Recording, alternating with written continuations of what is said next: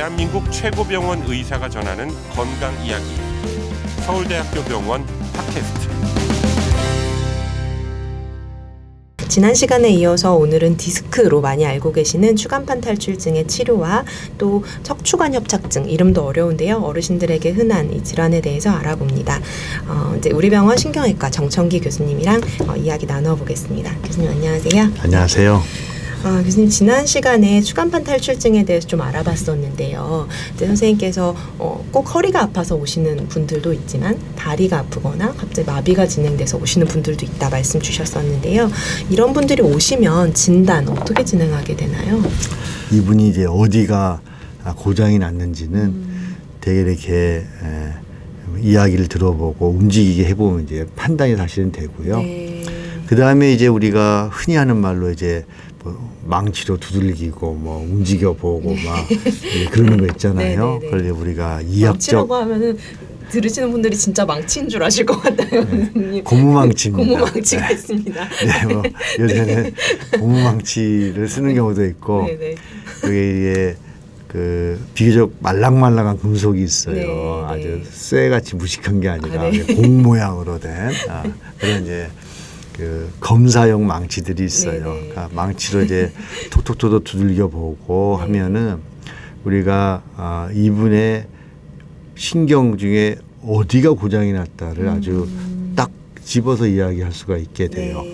그렇게 되면 사실 이제 거의 다 끝난 거죠. 그런데 이제 그 다음에 이제 MRI 같은 거를 찍는 경우는요. 자, 이분이 이제 굉장히 이게 병이 심각해요. 병이 심각해서 우리가 뭔가를 해줘야 되겠다. 그러면 이제 그럴 경우에는 우리가 어디가 고장난지는 알았지만 이게 왜 고장났는지를 알아야 되고 그 왜 고장난 건지에 대해서 우리가 어떻게 보면 어떤 처치를 우리가 생각을 하게 되면 그 해부학적 구조를 알아야 되겠죠. 그럴 때 이제 우리가 그런 검사들을 하죠. 그 다음에 이제 이런 신경학적 검사로 좀 불명확한 경우도 있습니다. 그럴 경우면 우리가 정기생리학적 검사라고 해서 뭐 근전도, 뭐 신경전도 뭐 이런 걸 하는데요. 그런 거는 이제 굉장히 뭐 드물게 하는 검사들이고 주로 하는 거는 이제 영상 진단들. 예를 들면 뭐 엑스레이, 뭐 MRI, 그다음에 이제 뼈의 문제라고 하면은 여전히 컴퓨터 촬영, CT라고 하는 컴퓨터 촬영을 많이 하게 됩니다. 그러니까 사실은 허리가 아프거나 다리가 아파서 디스크라고 생각하는 그런 질환을 진단하려면 꼭 MRI를 해야 되는 건 아니고, 그죠? 병력과 신체 검진이 굉장히 중요하고, 굉장히 중요합니다. 그리고 이제 뭔가 처치 또는 수술을 하게 되는 경우에 MRI로 확실하게 확인을 하신다는 말씀이신 거죠. 선생님. 사실은 잘 모르시는 부분이었을 수도 있을 것 같아요. 지난 시간에 수술치료 적응증 잠깐 말씀해 주셨었는데요. 이제 어떤 경우에 그렇다면 뭐 MRI를 찍어본다든지 수술을 고려하시게 되는지 이런 것들 좀 다시 한번 설명 부탁드립니다.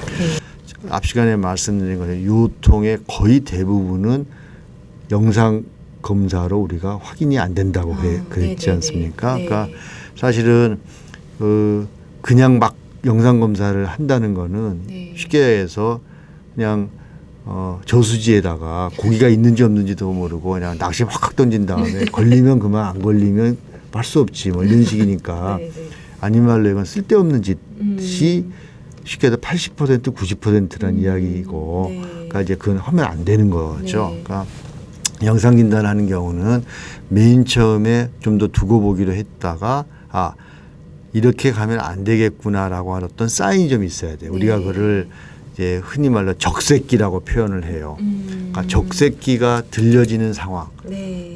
이라면 이제 다른 어떤 의사들이 생각이 좀 중요한 것들이 좀 있어야 돼요. 빨간 깃발이. 빨간 깃발이.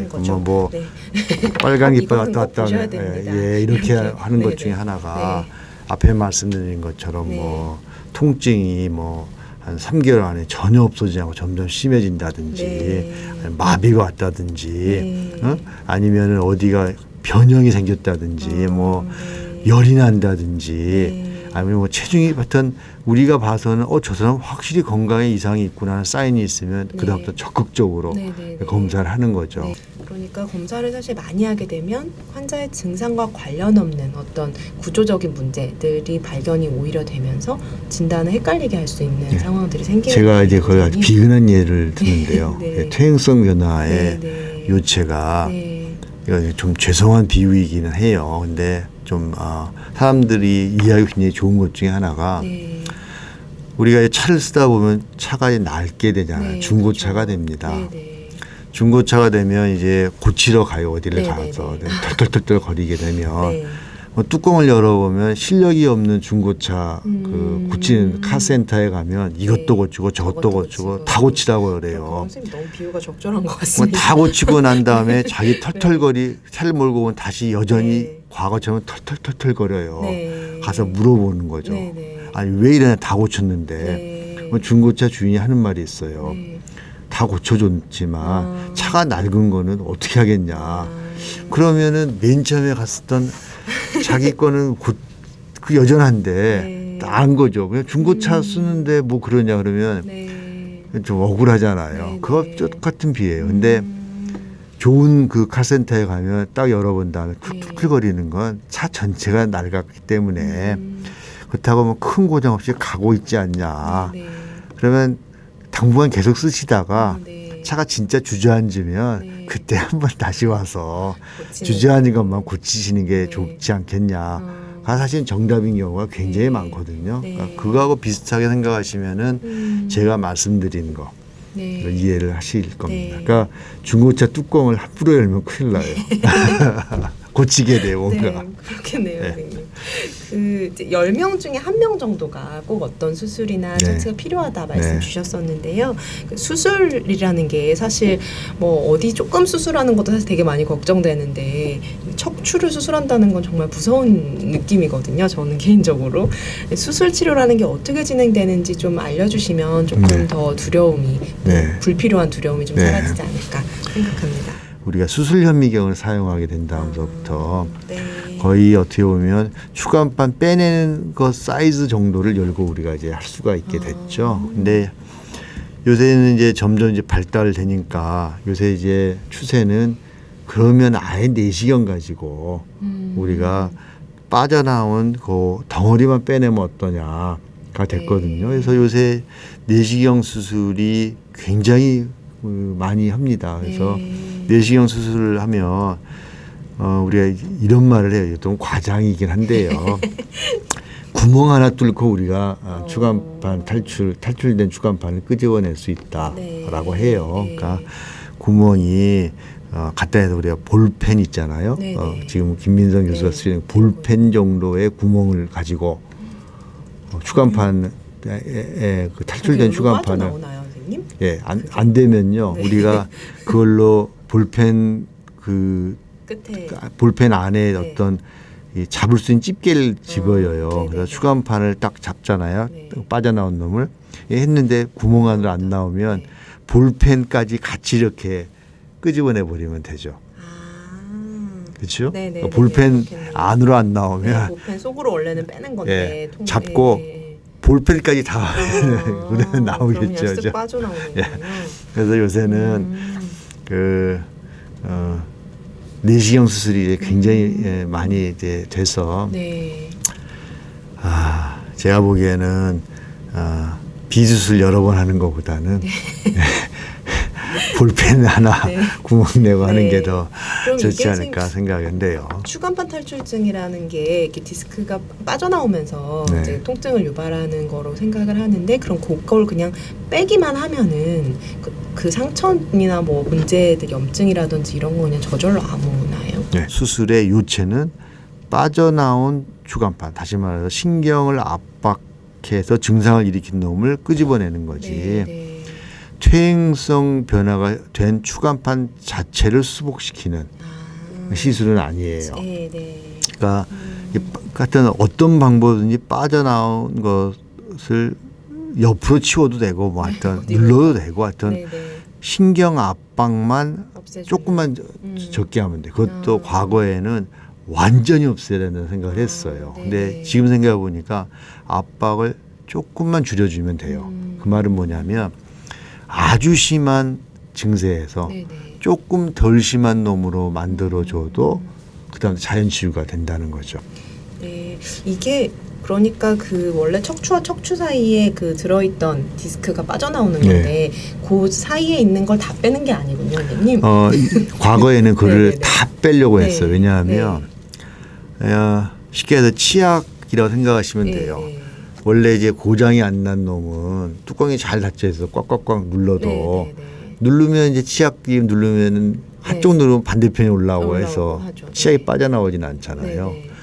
추간판 탈출은 뚜껑이 열린 치약이라고 생각이 돼요. 꽉 누르면 하나 빠져나오고 또 꽉 누르면 또 나와요. 그러니까 과거에는 추간판 탈출이 재발되는 걸 막기 위해서 쉽게 해서 안에 있는 걸 전부 다 비워야지 된다라고 생각을 했어요. 그래서 안에 들어가서 탈출된 놈만 끄집어낸 게 아니라 탈출된 원래의 추간판까지 다 긁어내야 된다 했는데 그러다 보니까 문제가 생겼어요. 어떤 문제가 생기냐면 그러니까 척추와 척추 사이에 그 추간판이 원래 가지고 있던 높이보다 낮추면은 양쪽으로 나가는 신경근이 통과되는 구멍이 있어요. 그 구멍이 높이가 낮아져요. 그러니까 양쪽 우리가 추간공이라고 그래요. 척추와 척추 사이에 있는 구멍, 이라는 뜻에서 추간공인데 추간공으로 신경이 빠져나가거든요. 그 신경이 빠져나간 구멍을 눌러버려요. 얘가 좁아져 버려요. 디스크가 그 공간을 유지해 주는 거예요. 그래서 다시 말해서 원래 그 퇴행성 변화가 되던 그 추간판도 일정적인 기능을 하는 거예요. 높이를 어느 정도 유지해 주는 역할을 하기 때문에 그걸 다 긁어내면 추간판 탈출이 다시 발생할 확률을 좀 줄이는 대신에 양쪽 협착증이 됩니다. 추간공의 협착증률은 올려요. 그래서 이익과 손해를 따져보니까 차라리 재발을 해도 빠져나온 것만 끄집어내는 게 더 좋다. 이렇게 생각이 돼 있어요. 그래서 요새는 빠져나온 것만 끄집어냅니다. 안에 거를 건드리질 않아요. 좀 자세히 설명해 주셔서 조금 이해가 제가 갔습니다. 그 이제 치료를 하고 재발하는 거에 대해서 말씀해 주셨는데요. 그래서 수술을 받을 때는 그래도 이게 재발이 어느 정도 가능성은 있다라는 걸 알고 받으시게 되는 게 좋을 것 같은데요. 비율이 어느 정도 될까요? 국민건강임상을 10년 재발 확률을 따져보니까 12% 정도 됩니다. 10년간의 수술 후 재발할 확률. 그 재발은 추간판 탈출뿐만이 아니고 요추에 다시 수술할 확률이에요. 다시 말해서 요 추간판 탈출이라는 퇴행성 변화의 한 얼굴이잖아요. 그 얼굴이 나타난 다음에 다시 퇴행성 변화들이 진행하면서 순차적으로 요추가 수술을 받을 만한 문제를 일으킬 확률이 12%라는 거예요.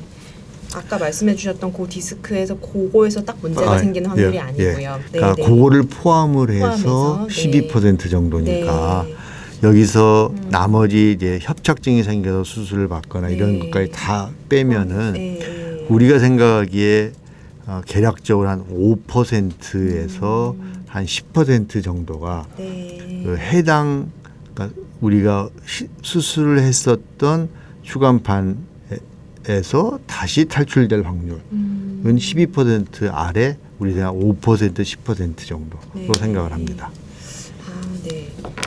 그러면 생각보다 어른들이 사실은 말씀하실 때 수술 받아봤자 또 생긴다 이렇게 생각하는 경우가 많은데 그렇지 않네요, 선생님 통계상.